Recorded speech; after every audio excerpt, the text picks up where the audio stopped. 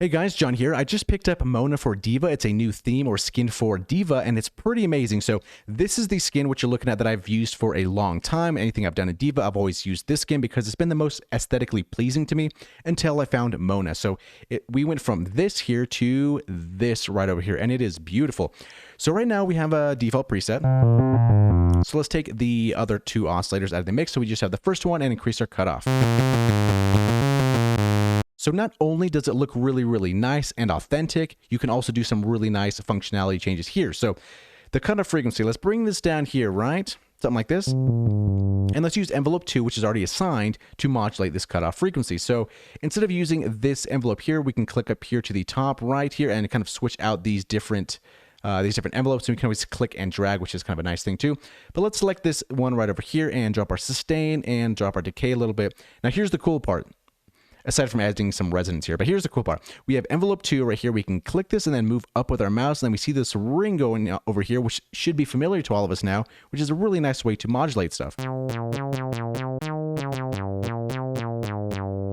And as you know, we also have a secondary modulation source right over here for our cutoff. Right now it's assigned to LFO2, and we can do the same thing. We can click and drag, and now we see this yellow curve appear right above the orange one.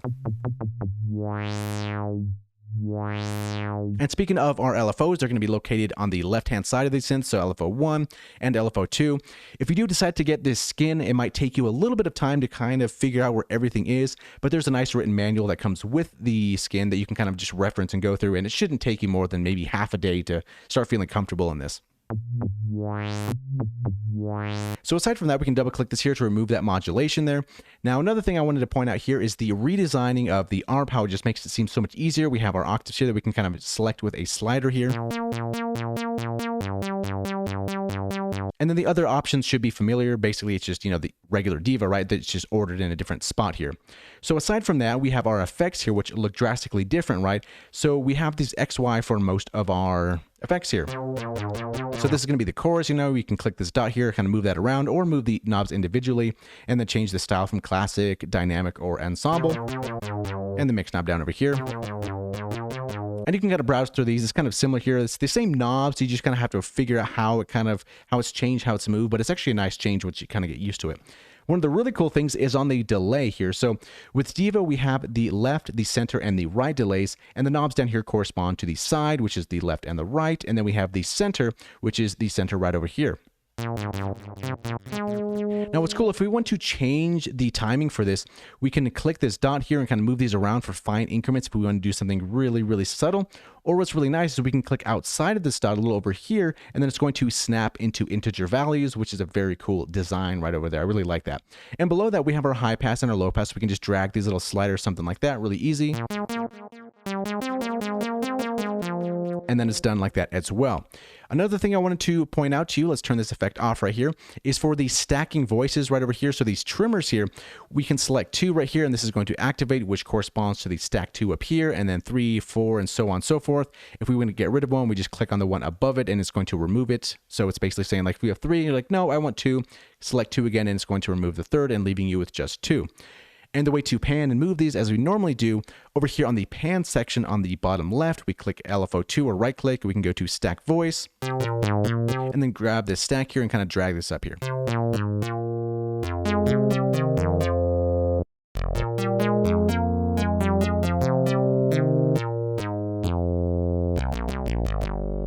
Which is very nice. And another thing that's really cool here on the bottom left, we have been in edit mode this whole time. If we go to play mode here, we have a full keyboard, which is really, really cool. We have our pitch wheel and our modulation wheel, which is really nice to have in the synth here in case you don't have your MIDI controller hooked up at the moment and you want to check some things here. You have a nice mod wheel to play around with. And you also have access to the ARP here. You can kind of have some quick menus here, the effects on and off, something like that, which is really nice. So you can always kind of get to where you're going where you need to. Now, moving on from here, let's look at some of the different modules and how they look. So right now we have been in the triple oscillator one the whole time, so the mini.